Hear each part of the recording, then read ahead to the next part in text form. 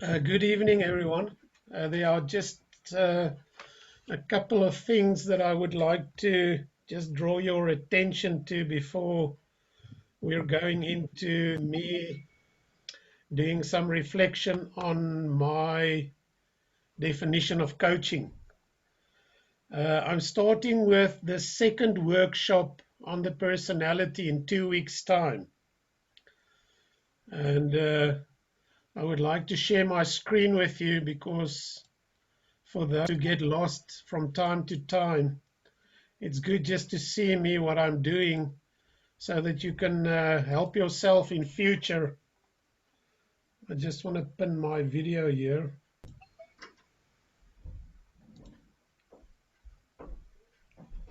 My video pinned.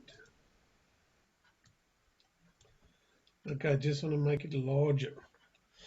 And this is something for you to keep in mind in future, that try to come to the class from time to time just to see what's going on in the class in terms of potential notifications that I might leave here on this feed.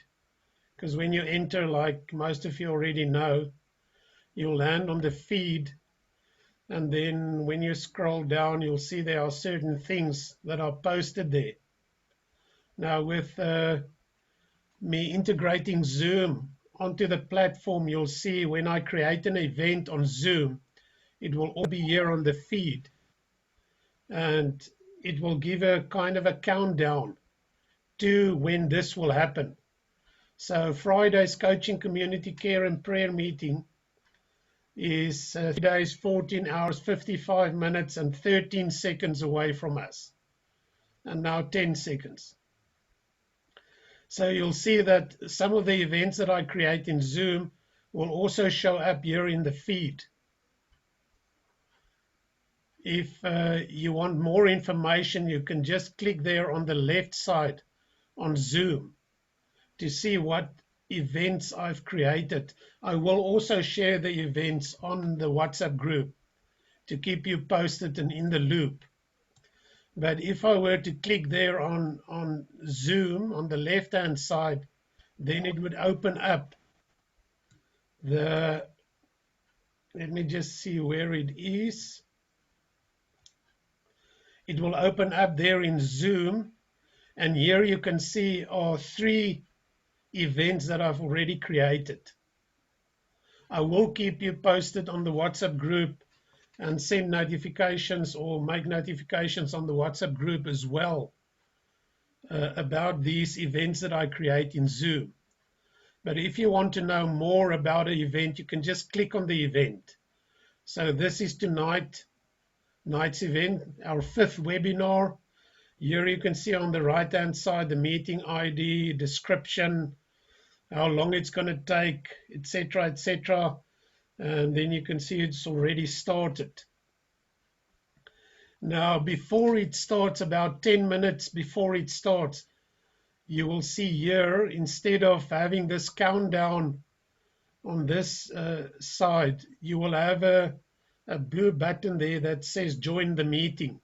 If you ever get lost and don't know where the Zoom link is, you can just come in here into the class, into the Zoom, and here you'll see there will be a blue button, join the meeting, which is not now there, but it usually appears about 10 to 15 minutes before the event. And there you can see Friday's coaching, community care and prayer. If you click on that, it will give you more information. So it's 3 days, 14 hours, etc. away from us. The whole idea of the prayer thing is to get and to give prayer and ministry. I actually love to minister to people a bit more prophetic, a bit more from a spiritual point of view. And as I've said on the video, this is for now a bit of an experiment to see how we can get it right online. I know there are some of the students in the class that enjoy to minister and have in the past ministered with me. prophetically and through prayer and through washing of feet, etc., etc.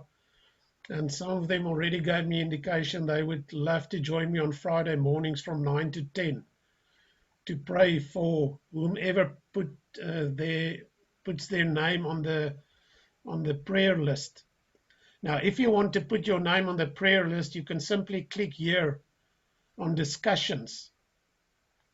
And when you click on discussions, this page will open with some of the discussions that has already started.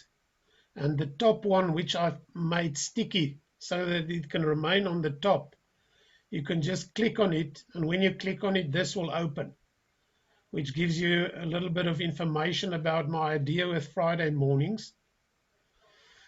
And then if you want to put your name on the prayer list, you can just click here on reply and write down your name like Karina did there, and Herman Tersha, and Angus, Rory, O'Connell, Begg has done. And we will move down the list on Friday morning praying for everyone that has placed their names on the list. I think at most we're going to get 3 people done on a Friday morning. Then from this week on, we're going to start with the second course. So again, if you get lost and you want to know how to access the course, you come into the class Balanced Life Coach course, and you click on the left side, processes or courses. You click there, this page will open. In the class, here are the courses and the curriculum, and there's the type finder personality, the coaching tool, and here is a compilation of all the webinars that we have done up until now, and some questions and answers that I've made videos of, and also the PowerPoint slides will be in here. But what you've completed now is this one, Balanced Life Coach Course 1, and now we're going to start with the second.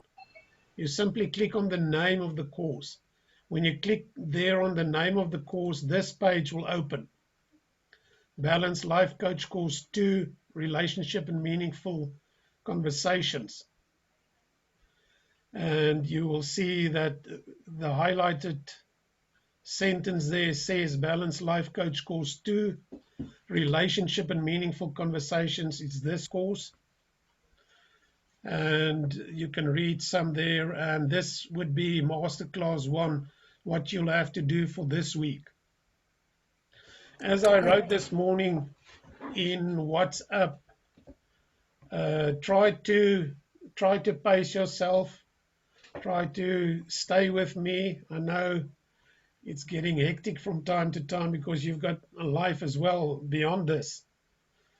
But if you can get it right to fall not too far behind, you're going to do yourself a great favor. Someone wanted to say something.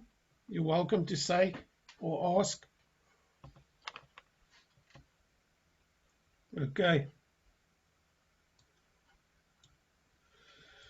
What I want to do tonight is to, let me just get that PowerPoint presentation up.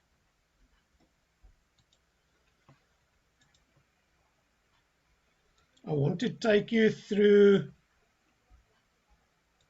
my definition of coaching. My definition of coaching is obviously the core. It says my screen sharing is okay.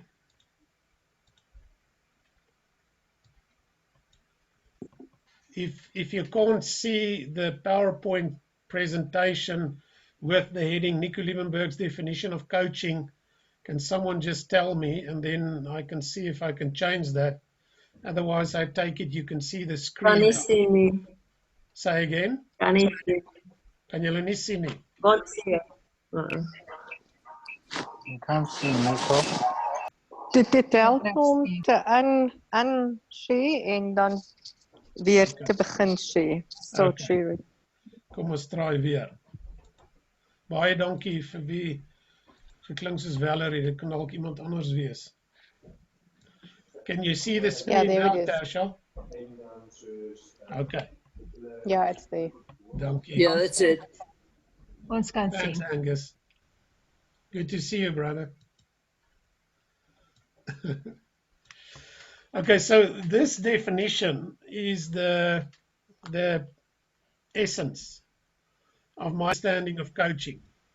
Now, if you've moved through the videos, you would have seen that there are quite a number of different definitions, and I think I've taken about 4 or 5 and explained them to you.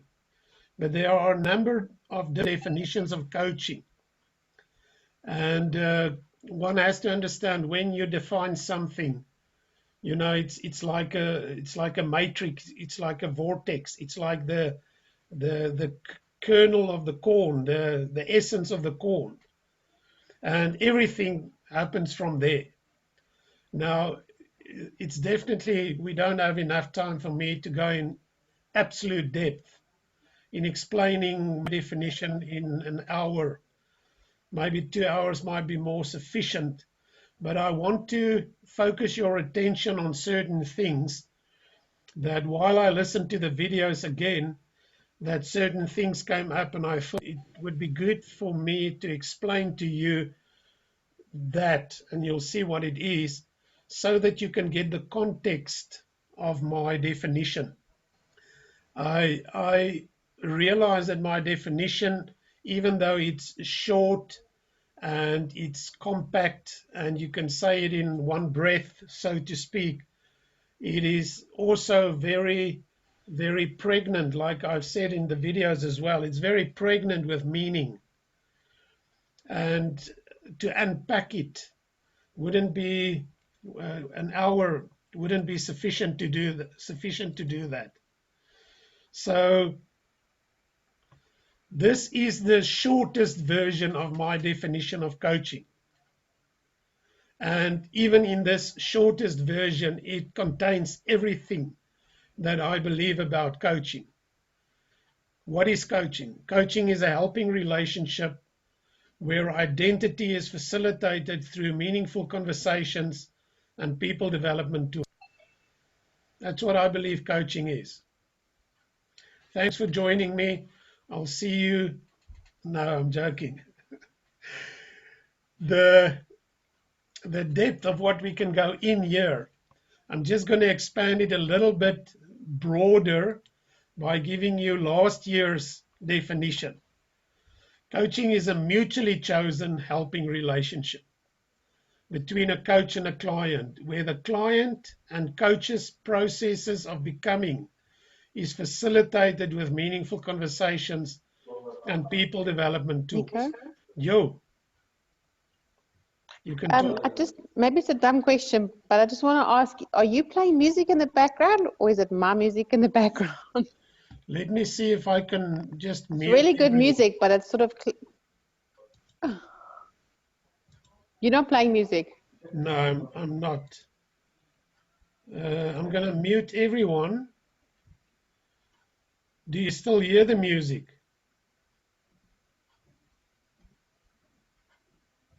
Sabina, yeah, I do. Maybe it's me somewhere. Okay, sorry. Okay, I'll figure this one out. Thank you. Sorry to interrupt. No problem. Bye. Thanks for asking. If someone else hears music, let me know, and then I'll try to do something else. Okay, this is last year's definition of coaching. So what is added there is that the helping relationship is mutually chosen. For me, it's a very critical, important thing. I do not want to stand in a coaching relationship with people that do not want me to help them, even though I believe sometimes they would need help. That's not the criteria for whether help will be received. It's very much the mindset that I have about any addiction, for instance, when I work with an alcoholic or a drug addict. If the person says, no, I don't want to engage with you around getting me healed or whole or kicking my addiction, then I won't mean anything to you really. What I want to explain tonight to you is just the broad context, and then I want to go in talking a little bit detail about this larger context. So there's a helping relationship. This to me is the broadest context of coaching.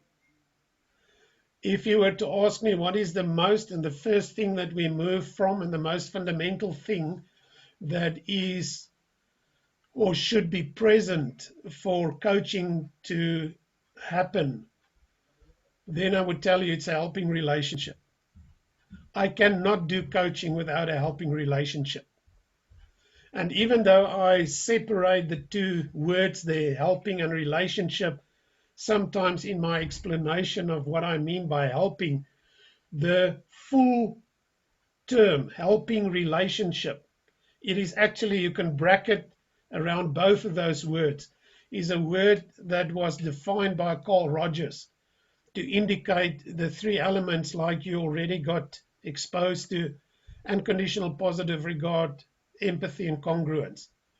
Now, according to Carl Rogers, those three elements were absolutely necessary before one can start to help people. Carl Rogers built his whole theory around the helping relationship, making it the core and the essence, helping people in general in his coaching practice. He was a coach. His psychology practice, he was a psychologist. So the helping relationship is the biggest context in which this coaching happens. Then another element that's very important within this helping relationship. Let me give you a picture to understand how I would like you to think about what I'm explaining here, and will explain in the next slide. Think about a Russian doll. You get a doll, and then you open her up, and there's another doll, a little bit smaller. And then you take her head off, and there's another doll. And then you take her head off, and there's another doll, a little bit smaller than the previous one. So it's like a doll in a doll in a doll in a doll. And another picture that might assist you to understand my explanation here is, and I've mentioned it on Saturday as well, the lady lying on the grass, and then the camera zooming out until it gets lost in space, and then zooming back, and then it goes into her eye. So the context that we talk about here is the helping relationship, and in the helping relationship, in the boundaries of the helping relationship, what I conduct with people is what I call a meaningful conversation. That's what I do. When I talk with a client, this kind of conversation is not necessarily transferable to all your relationships and all your communication and all your interaction. But this kind of conversation is the kind of conversation that happens for me coaching. And obviously in that one can go deeper as well. But I just want to stay now on the surface of the helping relationship. So it's a meaningful conversation plus another element that is very important for me is people development tools, coaching tools. And like I said on Saturday, there are many of them. So within the helping relationship, I conduct meaningful conversations and I use people development tools for the purpose of facilitating identity or the process of becoming. This is the broadest understanding for me of what coaching is, of those four elements. It's a helping relationship I conduct within the helping relationship that I've developed with my client, meaningful conversations. I sometimes use people development tools, and my focus always remains to help this person discover herself and to walk in her identity.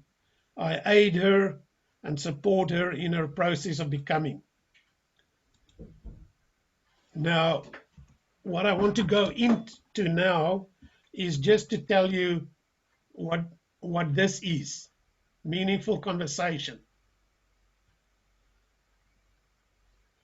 This is a meaningful conversation with its elements. So we're now taking the door called meaningful conversation and we're opening it up. And we'll find another door. Let me tell you how that looks.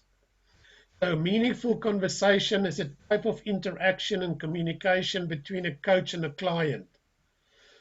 And it is characterized by a reflective space. Very important thing. That's one of the doors in the door called meaningful conversation, where the process of becoming is facilitated through feedback, self-disclosure, and revelation.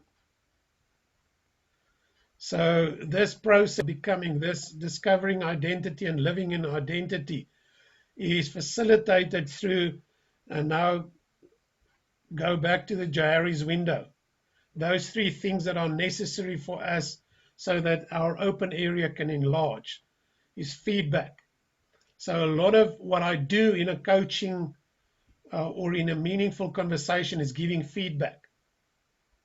So I can do it on different levels and in different manners or ways. Then if my client becomes safe and she can allow herself from time to time to be vulnerable, she will self-disclose. Self-disclosure is very important in coaching because you don't want to remain on the surface with your client, talking about things that are not really important to her. You want to go deeper and deeper and deeper as much as your client allows you, so that you can get to the core and the essence. If you think about, some of you had training in counseling and therapy, if you think about, you don't just want to talk about the fruit hanging on the tree, neither do you just want to talk about the tree, but you would like to talk about the root of the tree. That is the fundamental essence that you actually want to get to. Because if you can make changes there, it will affect the tree and it will affect the fruit. So it's very important that one conducts a relationship, and within that relationship, meaningful conversations in such a way that your client becomes safe in your presence, knowing that you are a person of integrity, knowing that you have a posture where they can feel safe with you, knowing that this is very confidential. I regard confidentiality as a very important thing. And I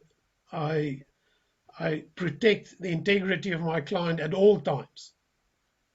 So if the feedback happens, self-disclosure happens, and God, like He is the amazing Father, He jumps in and He gives us revelation for me as a coach and my client about my client, so that she can see herself.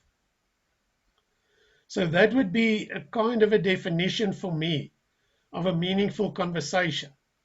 Now, the elements of a meaningful conversation, the biggest doll is, the second one is a reflective space. A reflective space contains both and is created by especially you as a coach in your posture, but also in what you practice within that reflective space. So let me jump up higher again. There's a there's a helping relationship. One of the major elements in the helping relationship is a meaningful conversation. One of the elements within the meaningful conversation is a reflective space. And the reflective space contains a lot. I'm not going to go in too much detail explaining the reflective space to you now. What I do want you to remember is that there is a reflective space that reflects. It can reflect back to me as the coach. I can discover things about me as a coach. Sometimes when I get frustrated, for instance, I discover something about myself, my frustration with a certain a certain topic that my client might raise, or just in general with things that my client does.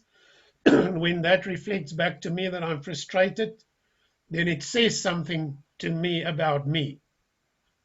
And more often than not, it's something that I need to grow out of. For instance, anger, frustration, or whatever.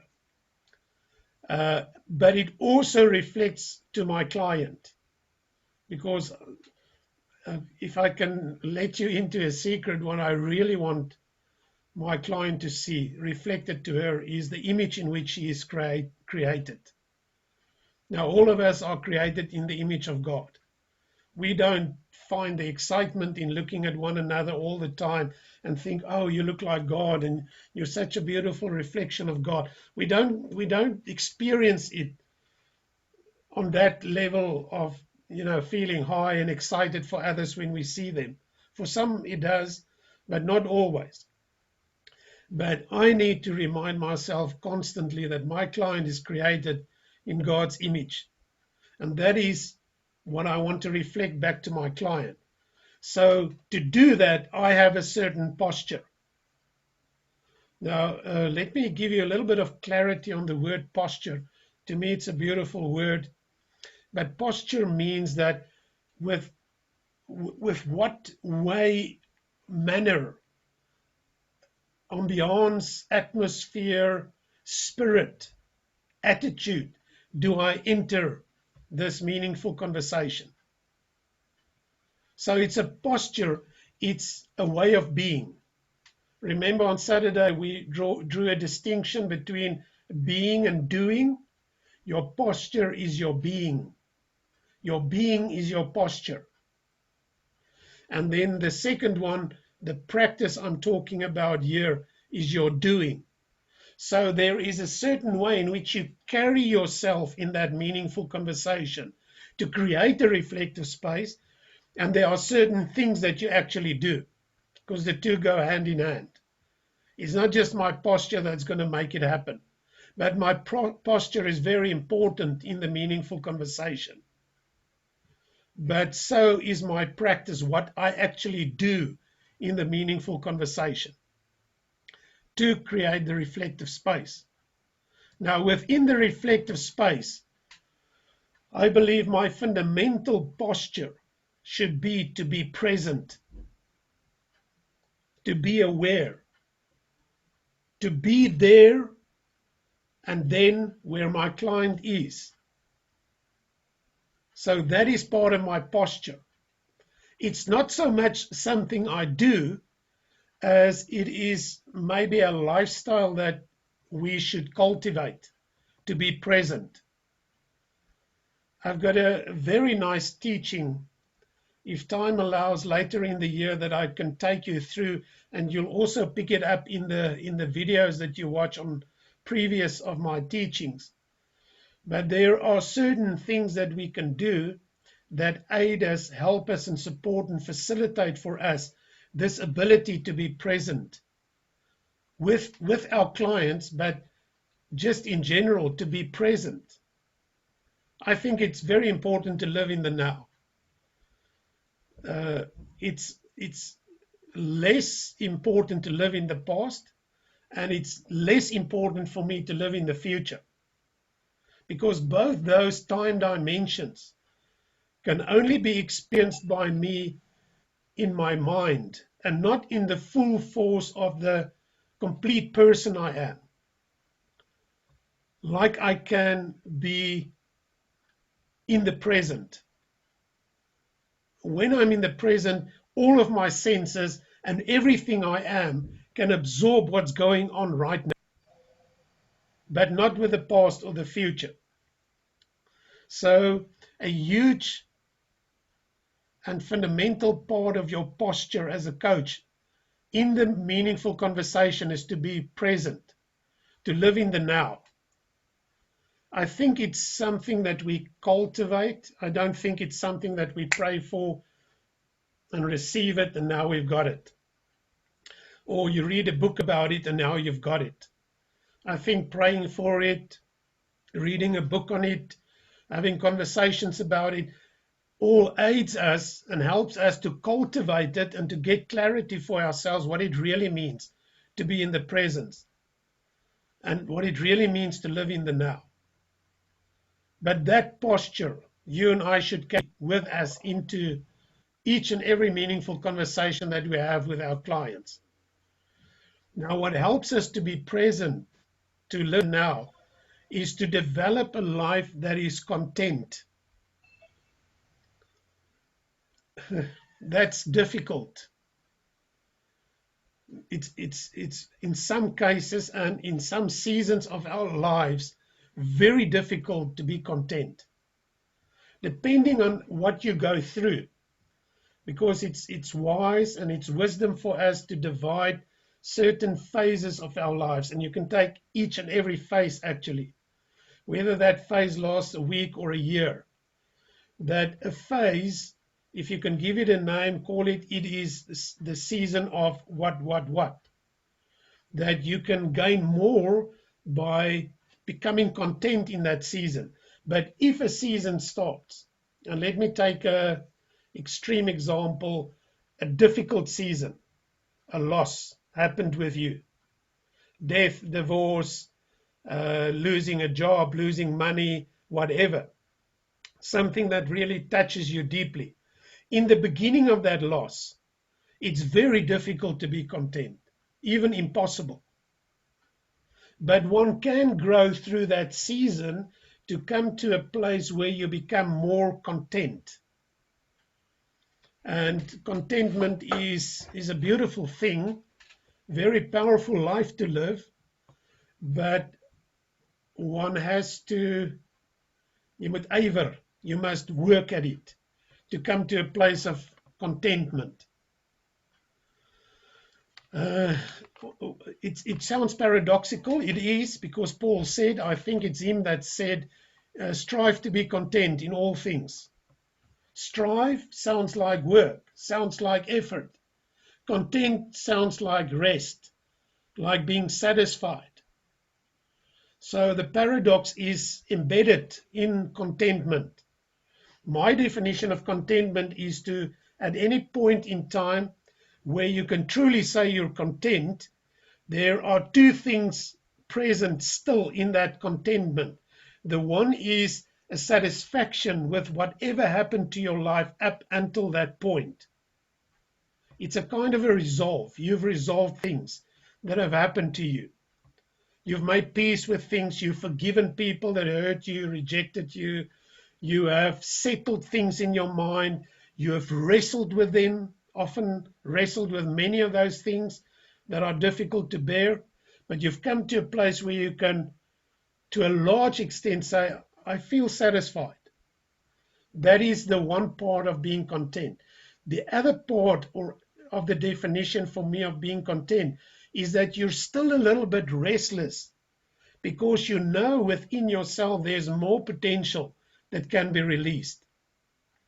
So being content for me doesn't mean that I laat God's water oor God's akker loop nie. You know, I'm laissez-faire, or I don't give a what. That's not being content. Neither is, you know, always wanting to strive and perform. Neither is that contentment. It's when those two can come together and we can balance them that we can come to a place of contentment. For now, a thought that you can entertain to move closer, if you're not already there, I'm talking as if you're not there, some of you might be very content. But for those that want to move to contentment, this is my advice for now, and hold on to it for now. Later on, I'll explain to you, when I explain how to live in the present, I'll also explain how to be content living in the present. But for now, these 4 words: desire what you have. That's it. Desire what you have. And then the third element that can give us this posture to be present with our clients is something that comes out of the school of thought in psychology called phenomenological psychology, and they base a lot of their therapeutic interventions on just to understand and to allow a client, a person, to express herself in the words she would choose, and they don't judge the experience of the client as right or wrong. And to get that right, they've got this term called bracketing. Now think of brackets. They say what we should do to be really present with a client is to bracket certain things that might steal our awareness away from being present with our clients. You know, if you find yourself to become frustrated, that you can at least teach yourself or grow into bracketing your frustration, bracketing your opinion. You know, you want to jump in and correct the client because the client is saying something that goes against your values, and now you just want to set the tables right. Now, don't go there, bracket it, or bracket your prejudices, bracket your preferences. So what the phenomenologists say is that we should bracket those things, and when we've got them nicely tucked into the brackets, we should put them aside for the time being while we're with our client and just be present to the client. I quite like the idea, and it helped me a lot in the beginning when I sat with people, just to remind myself, hey, bracket this.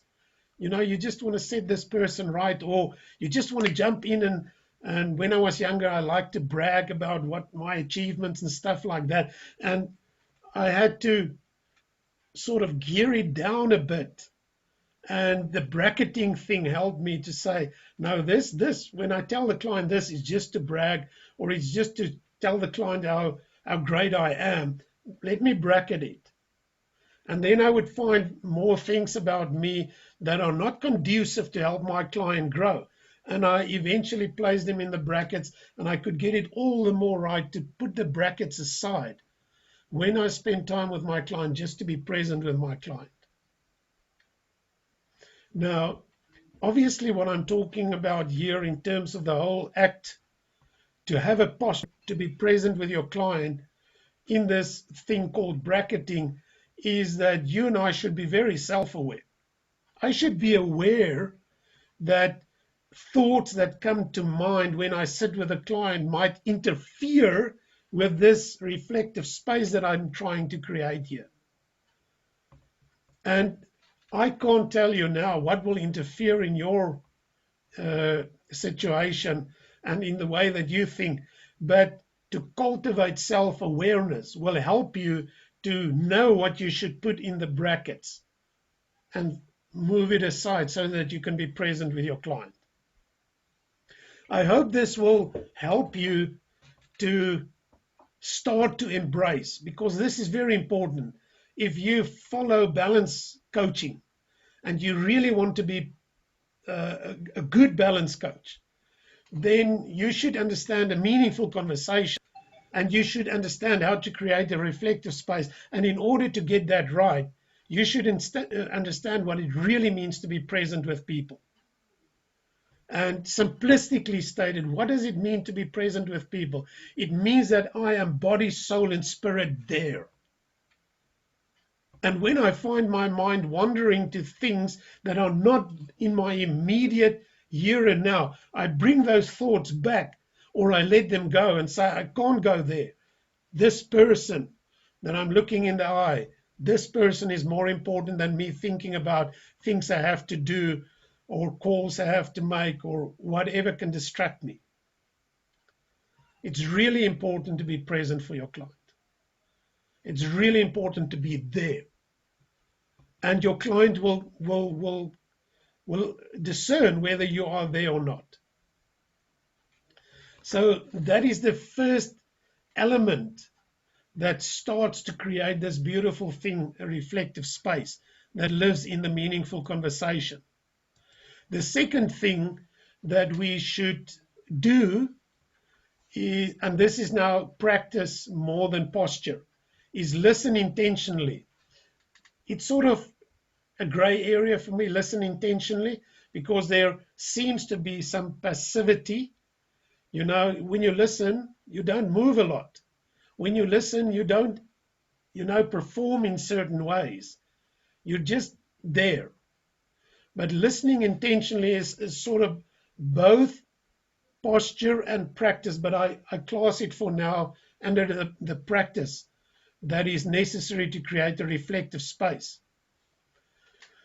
Later on, when you watch other videos, I dissect listening quite thoroughly for you to get a good grasp about what it really means to listen intentionally.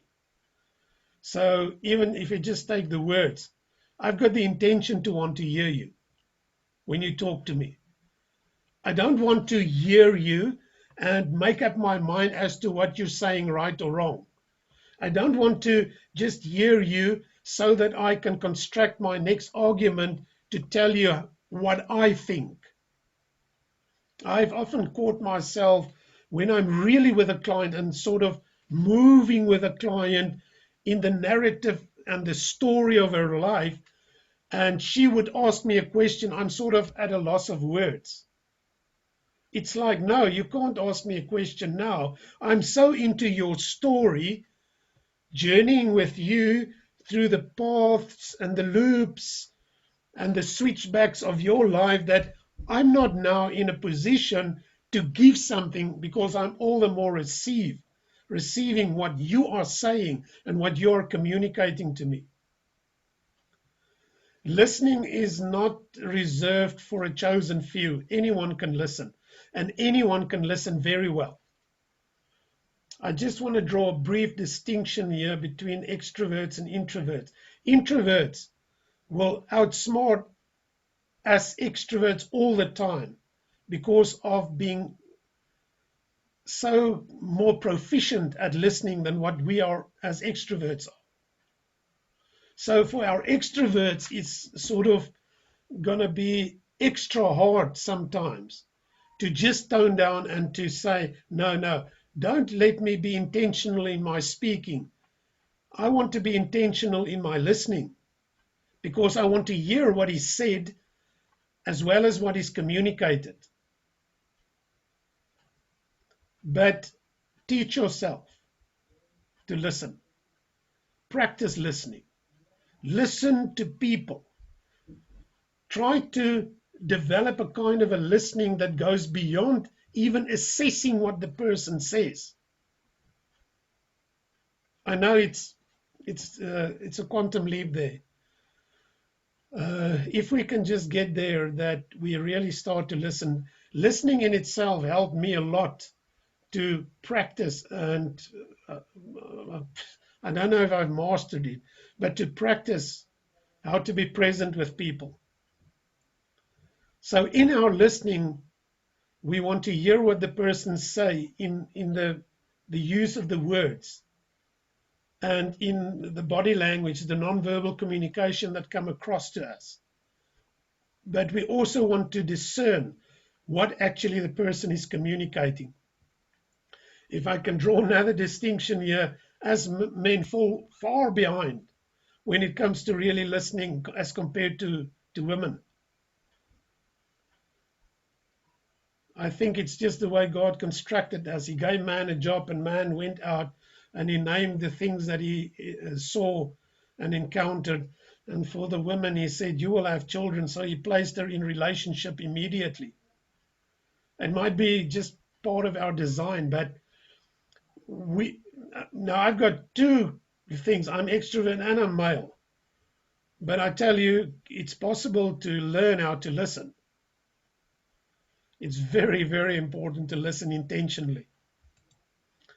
To have a receptive posture in your body as well when someone speaks to you, so that the person, your client, can see that you are open to receive whatever she throws into this reflective space.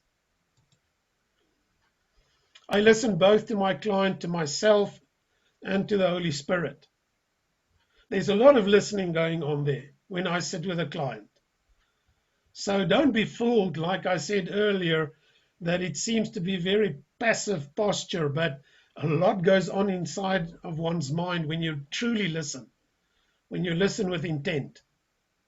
So I would hear what the client says, and at the same time I would listen to my own heart, listen what's going on here, become self-aware, and sometimes the spirit leads in a direction, and I would like to go with that as well.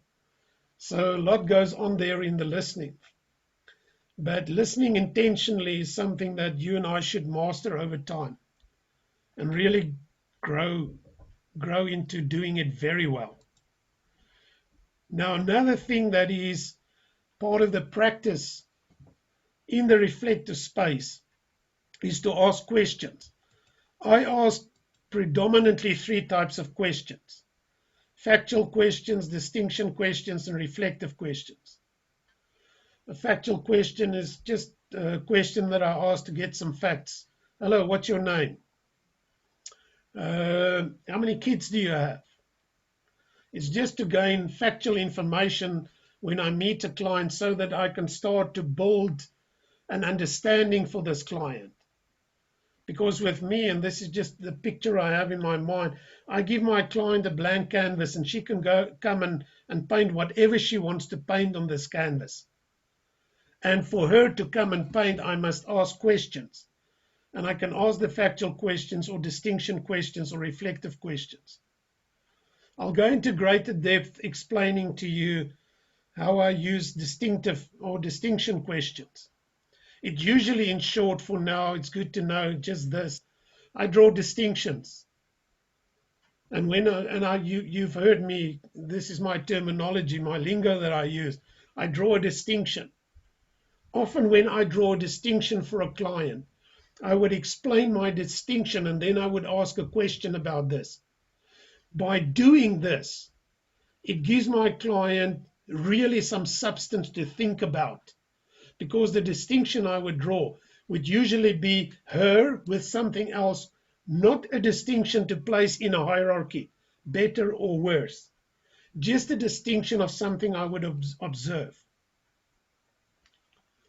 And then my reflective questions, I need to demonstrate this to you so that you can see the power of that. And then reflect. That's a thing that I do for my client. We're in a reflective space.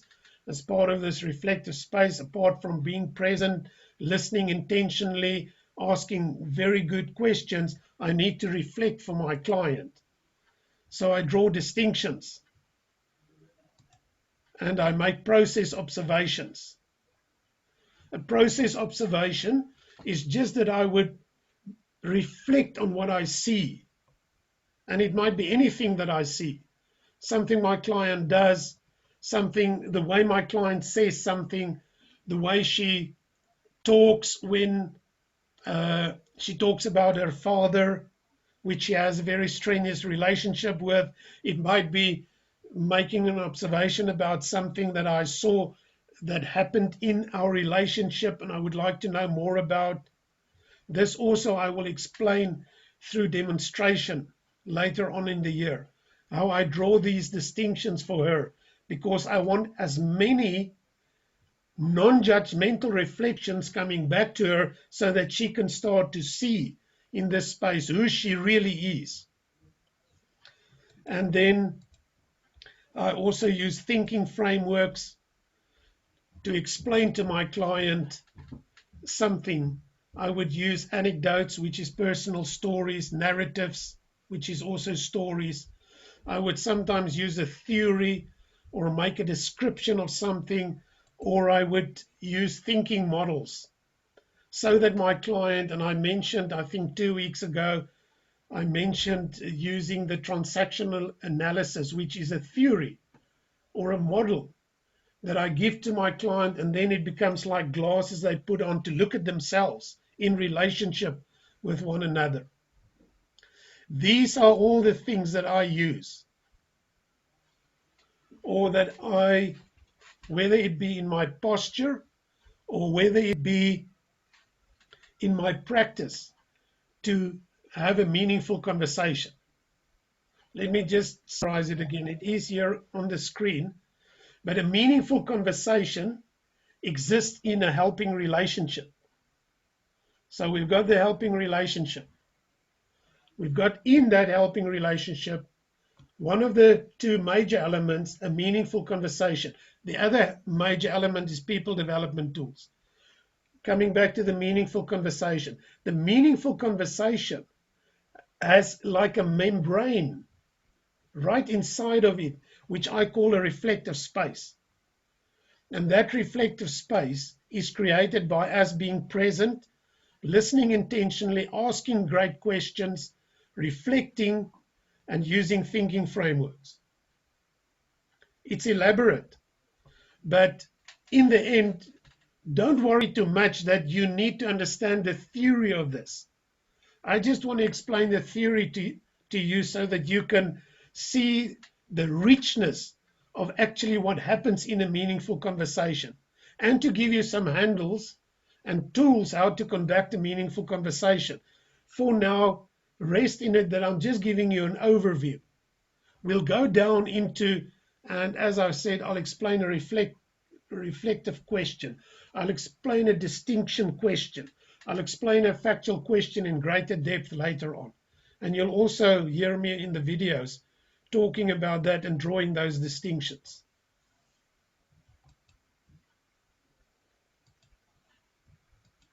I just want to show you all the points of reflection in a reflective space.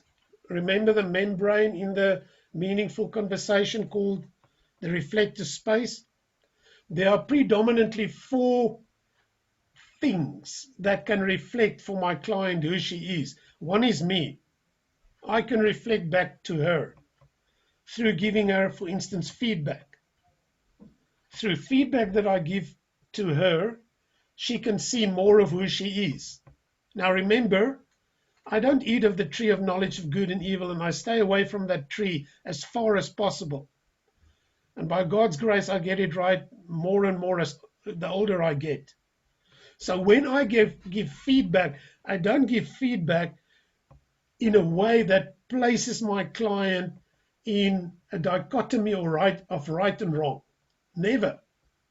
It's more in a deeper understanding and gaining insight about who she is. That's why I would give feedback and allow for self-disclosure. And then my client can also give feedback to me, because my client often shows me where I might have a lack, or where I am loveless sometimes, or when I get frustrated. But my client is also a point of reflection for herself, especially if she starts to think about the way she thinks and does things. And she can also do self-disclosure. And then through the tools that we use, the coaching tools, or also known as people development tools, those things we use to give feedback. And then I believe God is also smack bang in the middle of our lives, and He gives us revelation. What I've done here is just giving you a kind of an integration between what I want to achieve in a meaningful conversation. It's feedback, self-disclosure, and revelation. And place it within a reflective space and show you that in a reflective space, the 4 major things that give us reflection is the coach. I can reflect back to you. Is you yourself as a client thinking about your own thinking. Is a tool that I would use and say your personality is ISTJ or whatever, and I give you feedback on that, and you can see yourself there reflected back to you, or God Himself in you or outside of you, because He's all over, can also give you a revelation of who you are. And again, don't worry too much about understanding theoretically the reflective space. If you start to see the reflective space, I just want to give you glasses so that you can understand what really happens within that meaningful conversation. When you start to practice in your coaching, and for those who are already practicing as coaches, if you become aware of the reflective space, and you become aware of how one can create it to be very effective and really reflect back to my client who she is, then you don't need the theory. You don't need to be able to write a test on what I'm telling you here. You will feel the power of a reflective space. My clients feel the power of a reflective space. They feel the power of me trying to be a coach that is optimal in the instrument of my own coaching. By, for instance, not eating of the tree of knowledge of good and evil, because that tree and its fruit cannot serve us. My client feel that this conversation was meaningful. So when you start to practice it, you might forget everything that I've told you tonight, but because in your heart of hearts you want to help and you want to love and you want to care, you might most probably automatically and spontaneously create reflective spaces when you communicate with people or your clients. Let me just see what's the time. Yo, we've got 1 minute left. Give me 6 minutes of your time. I want to briefly, and if it seems to be not enough, I'll come back to this, but I just want to let you in on my distinctions that I draw about our humanity.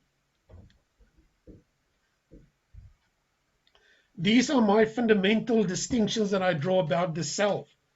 Earlier in the course, I told you, I want to tell you how I draw distinctions and how I see the human as people. My two fundamental distinctions are on the level of spirit and soul. So I believe that you've got a soul and you've got a spirit. And so on your spirit level, the most fundamental distinction I would draw between all people on the planet is that there are people on the planet who's not yet born again, and there are people who are already born again.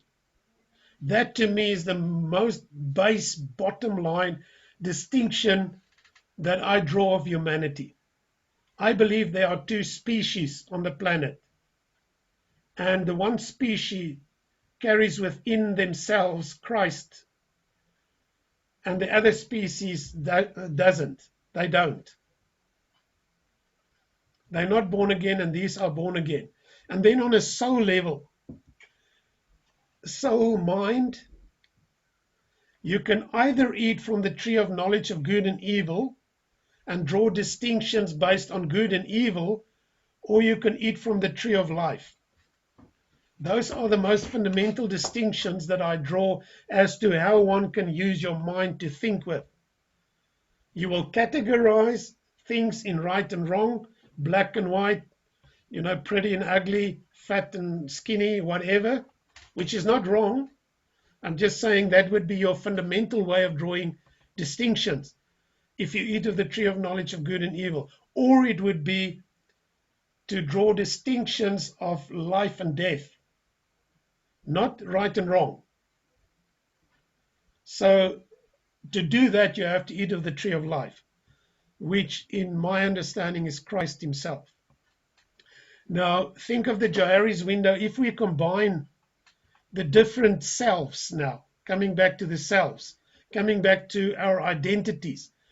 If you are a person that eats only of the tree of knowledge of good and evil, and that is then how your mind would operate, and you're not born again, you're only living from the Adamic meaning referring to Adam, that sinful nature of man the Bible speaks about. That is where you will live your life from Adam.